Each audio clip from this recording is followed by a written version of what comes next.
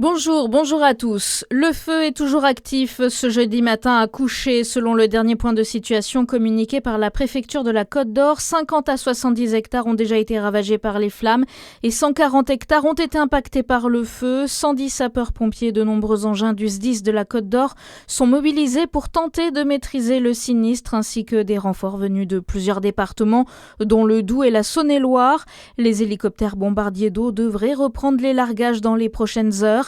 Les activités nautiques sur le lac Kyr sont interdites jusqu'à nouvel ordre à cause des ravitaillements. Et les habitants sont invités à rester chez eux et à limiter leurs déplacements. La Côte d'Or, le Jura, la Saône-et-Loire et le Doubs sont aujourd'hui en risque élevé pour les feux de forêt. La nuit a été plutôt calme et le sinistre est toujours stabilisé mais pas fixé en Gironde. Les autorités notent que 6 feux actifs ont particulièrement mobilisé les pompiers ces dernières heures. 2 personnes ont été interpellées en Gironde cette nuit. Elles sont soupçonnées des mises à feu.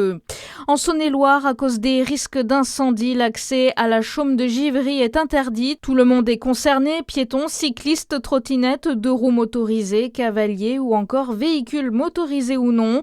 La mairie souhaite préserver cet espace naturel remarquable dont une partie est classée en zone Natura 2000. Une surface de 130 hectares est concernée. Les élèves pourront être contraints de changer d'établissement si leurs parents se comportent mal. Le décret a été publié au journal officiel. Objectif améliorer le climat scolaire, une mesure néanmoins qualifiée de très primaire et sans réponse à long terme aux problèmes de fond, selon la secrétaire générale du syndicat FSU SNUIPP, Aurélie Gagné. C'est effectivement déplacer un problème d'une école vers une autre, puisqu'il y a fort à parier que déjà d'une part, la famille ne sera pas réconciliée avec l'éducation nationale si l'élève est changé d'autorité d'école. Déjà pour l'élève, ça sera pas, on va pas aller dans le mieux. Et puis pour les familles qui pourraient avoir des choses à dire à l'école, je sais pas, faire des reproches ou en tout cas faire part de choses qui ne vont pas. Ces familles pourraient tout à fait se dire que il vaut mieux qu'elles ne disent rien, qu'elles ne fassent rien, de peur que leur enfant soit changé d'école. Donc ce type de texte n'arrangera pas le dialogue avec les familles. Il y a quelques semaines, la Fédération des parents d'élèves dénonçait de son côté ce qui pourrait fragiliser la continuité de la scolarité de nombreux élèves.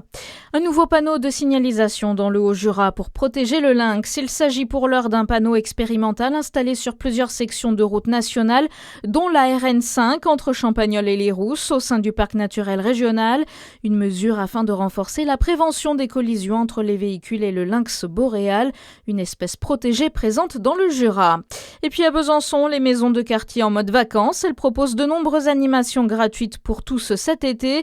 Destinées aux familles, aux enfants et aux jeunes, ces activités favorisent les rencontres et la convivialité tout au long des vacances. À suivre votre météo sur Fréquence Plus.